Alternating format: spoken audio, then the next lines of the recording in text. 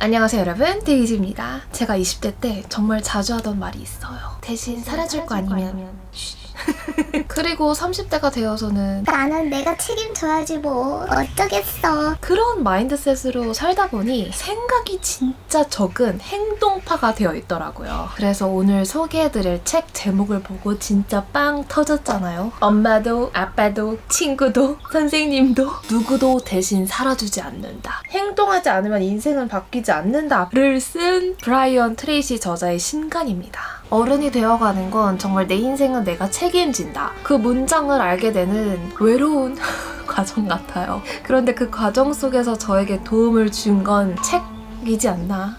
책의 유형과 관계없이 제가 읽어온 단어와 문장들이 제 안에서 필요할 때 반짝반짝 생각과 행동으로 발현될 것을 믿습니다. 이번 영상에서는 이 책을 읽으며 저의 머리와 마음을 뒤흔드는 내용을 또 즐겁게 소개해 보겠습니다.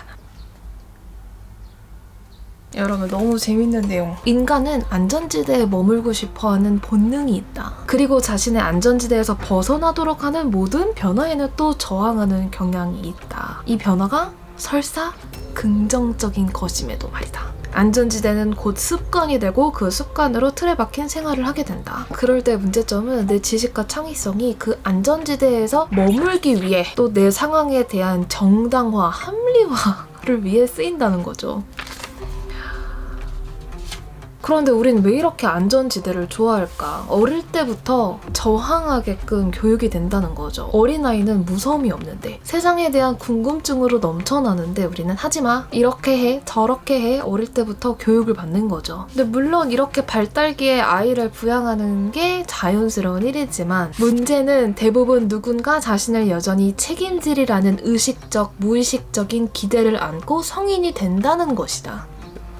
자신의 삶은 스스로가 온전히 책임진다는 사실을 받아들이지 못하는 것은 가장 큰 불행과 부진한 성과를 낳는 원인이다. 이 정말 당연한 얘기인데 누구도 대신 살아주지 않는다. 근데 이 마인드셋을 갖추는 게 우리 한국인으로서는 참 쉽지 않은 일이다. 여태 수능하며 살아왔는데 갑자기 한 20대 중반 이후로부터 알아서 사셔야 합니다. 그런 미션을 받는 듯한 느낌? 근데 너무 오랫동안 우리가 그런 환경에 살다 보니까 변명증 치명적인 병을 안게 된다. 이제 나이가 좀 있어서 또는 나이가 너무 어려서 돈 들어갈 때가 많아서 아직 준비가 안 되어서 우리는 기억해야 한다. 모든 일의 공과 책임은 내가 진다. 즉 높은 책임 수용도를 가져야 한다. 공감, 만말.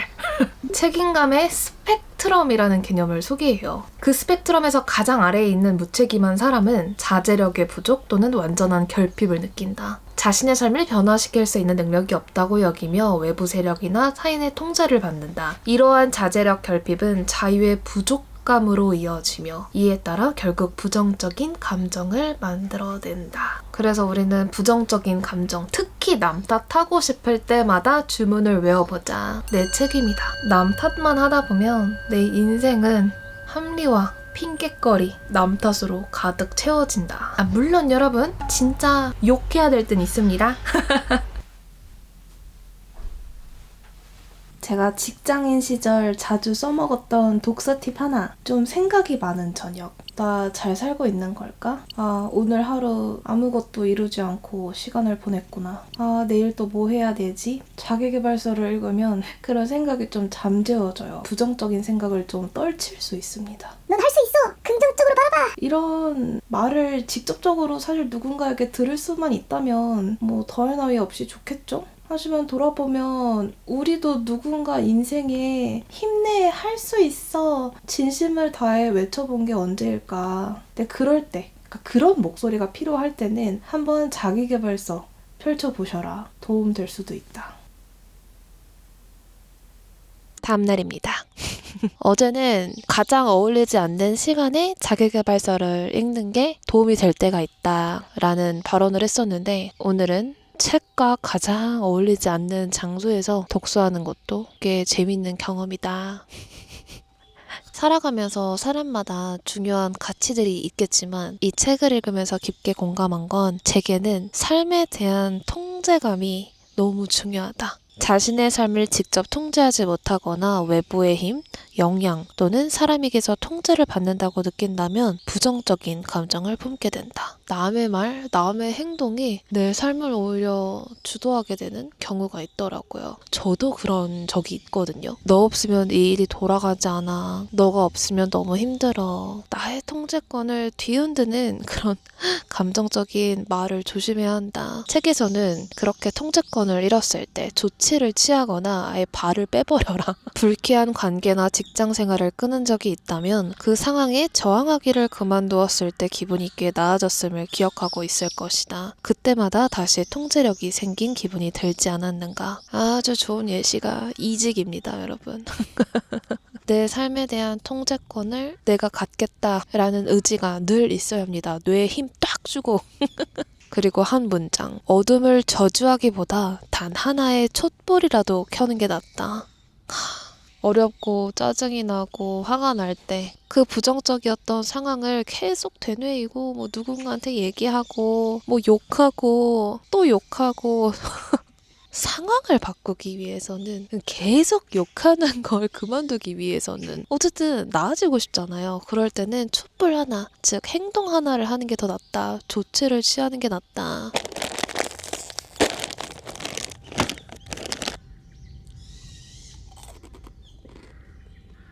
왜 여러분 우리가 어떤 관심사가 생기면 그게 눈에 더 잘 띄게 되잖아요. 빵이 좋으면 빵 맛집들만 보이고 정보들을 수집하고 또 어떤 빵이 맛있는가 그런 기준을 갖게 되죠. 계속 관심을 기울이는 것이라면 무엇이든 성장한다. 그러니까 우리가 많이 생각하는 것일수록 그것이 현실의 일부가 될 가능성 또한 함께 커진다. 아까 삶의 주도권을 빼앗기고 그 상황에 머무는 것이 위험하다 이런 이야기를 했는데 그것이 얼마나 별로인지 그 사람이 얼마나 굴인지 계속 생각하면 제 삶의 초점이 그걸로 맞춰져요. 그럴 땐 관심사를 확 돌리는 것, 내가 바라는 것으로 맞추는 게 좋은 것 같다. 그러니까 내 안에 바꿀 수 있다라는 긍정의 힘이 진짜 필요한 것 같아요.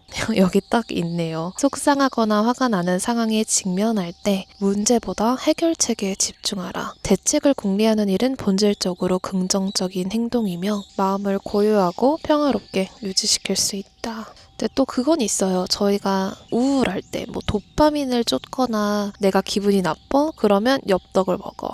내가 우울해? 그럼 술을 마셔. 이런 간단한 뭔가 온오프 처방전이 아니라 그 상황 자체를 나아지게끔 하려는 노력이 궁극적으로는 그 고리를 끊게 만들더라. 그래서 자극적인 것보다는 오히려 역으로 자기 절제, 자기 수양이 그런 힘을 만들어 주는 것 같아요. 뭐 저에게는 독서가 하나의 방법이죠. 일상의 유혹에 맹목적으로 끌려다니지 않고 내가 바라는 것, 내가 선택한 방향으로 묵묵히 나아가는 것이 우리를 진화하게 만든다. 이렇게 삶의 책임을 나에게 두면 자신을 무의식적으로 수동적 대상이나 불강력적 상황에 휘말린 피해자가 아닌 진화에 능동적으로 참여하는 존재로 여기기 시작할 것이다. 그래서 세상의 일이 나에게 닥친다. 이런 마음보다는 내가 삶에 적극적이고 내 삶에 창의적인 영향력을 행사하고 있다. 이렇게 생각할 때 마음의 통제력을 갖출 수 있게 된다. 정말 두려움, 분노, 자기의심 이런 부정적인 생각들은 참 갖기 쉬운데 그쵸? 믿음, 희망, 사랑, 자기 확신, 긍정 이런 건 어려워요. 나를 마주해야 하니까.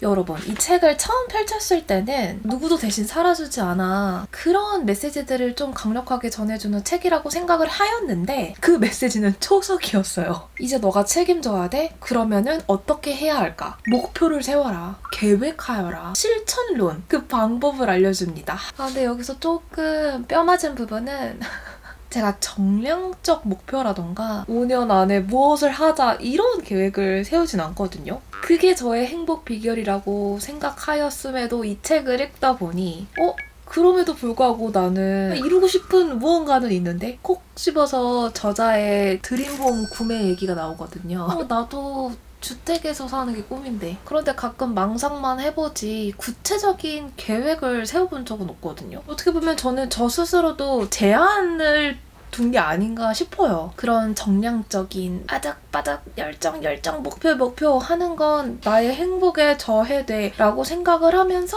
은근히 제가 그런 꿈을 꾸는 것 또한 스스로 제한을 두지 않았나. 여기서 저처럼 목표지향적이지 않은 사람을 위해 그 목표 설정을 위한 질문을 던져줍니다. 첫째, 지금의 삶에서 가장 중요한 5가지 가치관은 무엇인가? 1번 편안함, 2번 사랑, 3번 어렵다. 내가 중요시하는 가치관. 함께, 자유, 5번 지혜. 일상과 마음이 편안했으면 좋겠고, 사랑이 늘 넘쳐 흐르면 좋겠고, 그걸 함께 나누고 싶고, 자유롭고 싶고, 지혜 있는 사람이 되길 갈망합니다. 이거 좀 기도 같죠? 지금의 삶에서 가장 중요한 3가지 목표는 무엇인가? 그런데 이 답을 30초 안에 써보래요. 무의식적으로 떠올려라 이거겠지? 3가지 목표? 속도를 정할 자유를 갖는 것.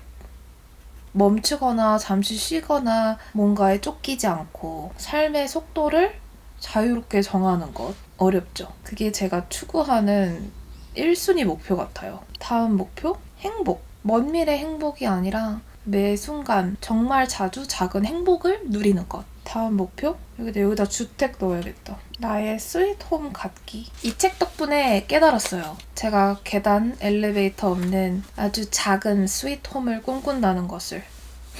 수명이 6개월밖에 남지 않았음을 깨닫게 된다면 무엇을 하며 시간을 보낼 것인가? 자신이 관심 있어 하는 것과 사람을 명확하게 파악하는 데 도움이 된다. 6개월? 이야기를 나눌 것 같아요. 그 남은 시간을 지닌 저, 그리고 그 후에 시간을 보낼 사랑하는 모든 이들을 위하여. 100만 달러의 현금이 생긴다면 삶을 어떻게 바꿀 것인가? 100만 달러가 얼만데? 한화로? 13억 6천만 원? 주택. 그리고 세상을 좀 바꿀 수 있는데 작게라도 기여하는 사업을 할 것 같습니다. 늘 하고 싶은 일이었지만 시도하기 두려웠던 일이 있는가? 여행? 아직 여행의 즐거움을 잘 모르는데 언어를 모르는 곳 가서 살아보는 것. 여러 곳에서 그렇게 짧게라도 살아보고 싶긴 합니다. 과연? 이런 생각까지 말랬는데 과연 안 돼! 6번째, 세상에서 가장 즐거운 일은 무엇인가? 정말 좋아하는 일은 무엇인가? 독서. 7번째, 진이가 나타나서 소원을 들어준다면? 대한민국의 경제 회복과 대한민국을 좀 느리면서 행복한 나라로 탈바꿈하고 싶다. 그게 진짜 일개 국민 1인 저에게도 큰 도움이 될 것 같습니다. 정리해보자면 스윗 홈에서 소소한 행복을 느리게 느끼며 세상을 느리고 행복하게 만드는데 일조하는 사업을 운영하고 싶다. 종종 여행을 다니고 독서하며 이야기를 나누고 싶다. 라고 정리할 수 있겠네요. 내가 그렇구나. 이렇게 정리해본 적이 없어요. 진짜 제가 열망하는 목표인 것 같아요. 그리고 참 도움이 되는 문장. 세상에 비현실적인 목표 같은 건 없다. 대신 비현실적인 기한이 있을 뿐이다. 그래, 언젠가 이루면 되지. 목표가 없는 삶이 행복이라고 자기 체면을 걸어왔던 것 같아요. 그런 압박을 받기 싫어서 자유롭고 싶어서. 하지만 내가 진짜 원하는 그 자유를 얻기 위해서는 그 목표를 제대로 그리는 게 중요했었다. 이야! 제가 방금 해본 목표 한 줄로 정리하기. 여러분도 한번 해보시면 좋겠습니다.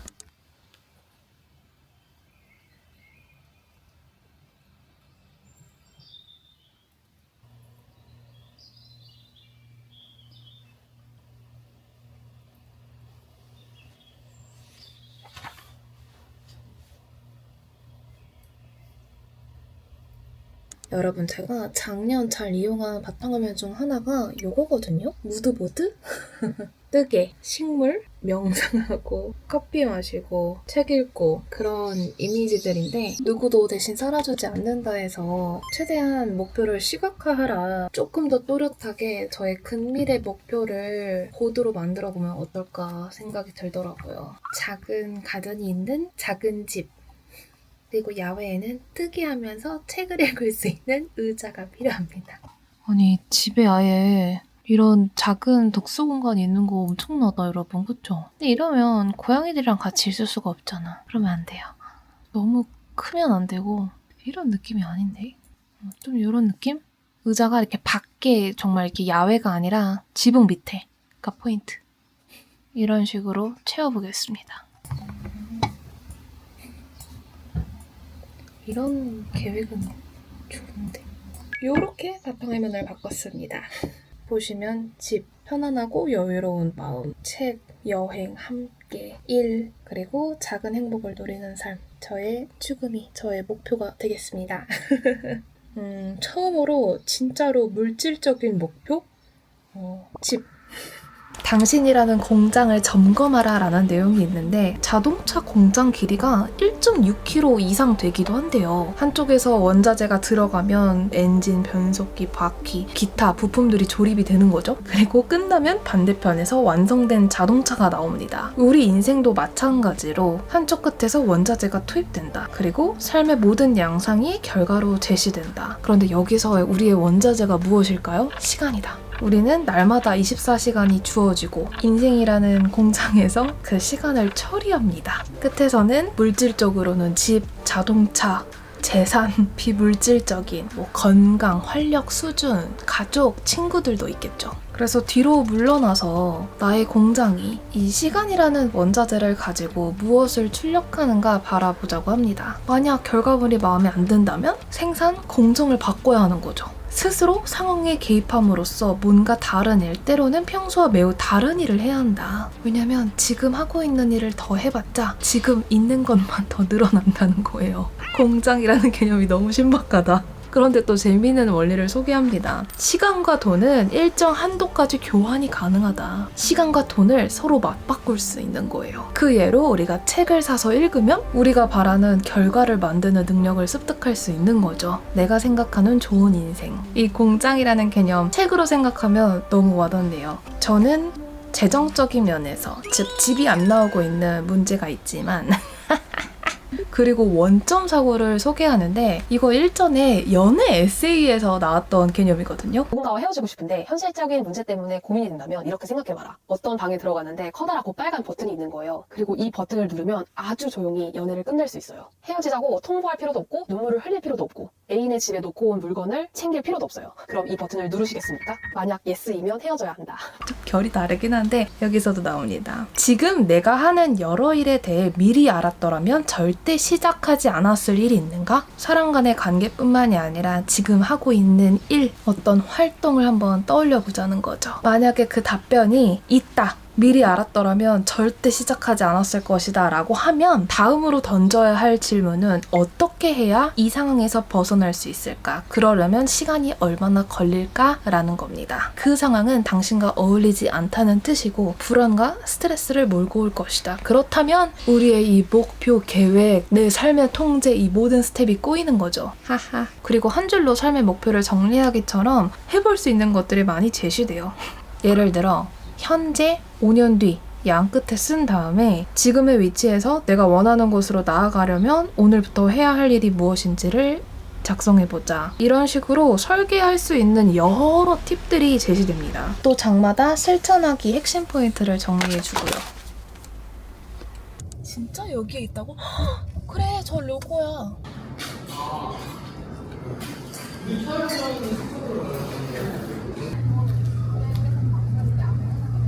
콜롬비아. 그리고 얘가 지금 이거 왜 올려놓은 거야? 맛없는 건 아닌데 밍밍하네.